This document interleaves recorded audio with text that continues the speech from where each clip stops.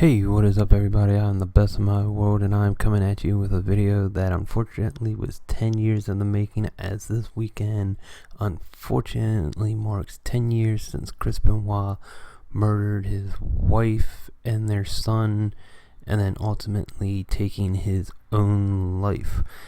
The former WWE heavyweight champion, WCW heavyweight champion, multiple time US champion, both WCW and WWE, multiple time tag team champion, WCW television champion, 2004 Royal Rumble winner. It has been 10 years since that tragic weekend, and for the past 10 years people have been doing conspiracy theories saying that supposedly Kevin Sullivan may have had a hand in it and all that, and this was all roid rage and everything. It has been shown that he had the mind of an 80-year-old dementia patient. But I'm looking at it in the hindsight of, in my honest, humble opinion, and I know I'm going to catch a lot of dislikes, flack, and heat for this. I'm waiting for him to be in the WWE Hall of Fame as well as Owen Hart, but that's another video for another day. I just feel as though like his accomplishments inside the ring should get him into the WWE Hall of Fame. But 10 years ago this weekend, he was set to face CM Punk at WWE Vengeance, which I believe was to take place at or near Corpus Christi, Texas. I know it was in Texas, that much I do know. And nobody knew firsthand why he didn't show up to the event and everything, but it was later discovered that it was a murder-suicide, supposedly brought on from roid rage. I'm sorry to the Benoit family and Nancy Benoit. I don't know her last name, but I'm sorry to all parties involved and their families for having to go through that. I remember ordering the Vengeance pay-per-view, actually being hyped and excited for that match because I thought it was going to be a really good, technically sound match that could have gone either way. And we got stuck with CM Punk versus John Morrison, who later became Johnny Nitro, who is now currently Johnny Mundo. And while on paper that seems like a good match, I was really more hyped for Benoit versus CM Punk, and we never got that.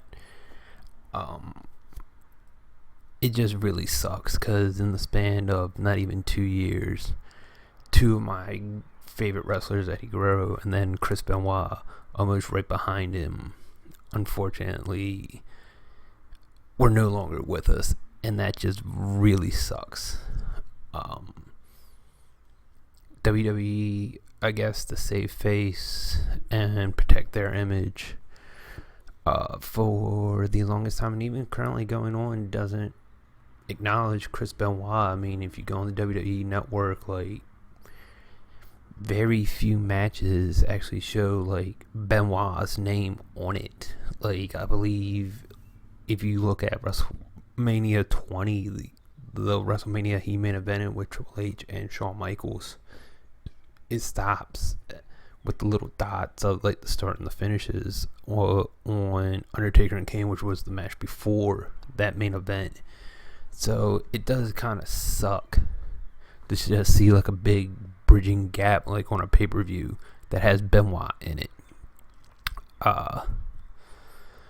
But I mean, Chris Benoit to me was one of the best wrestlers pound for pound. I mean, he really got his name on the map with the Four Horsemen in WCW, and that carried over to him jumping to the WWF at the time and later becoming the WWE.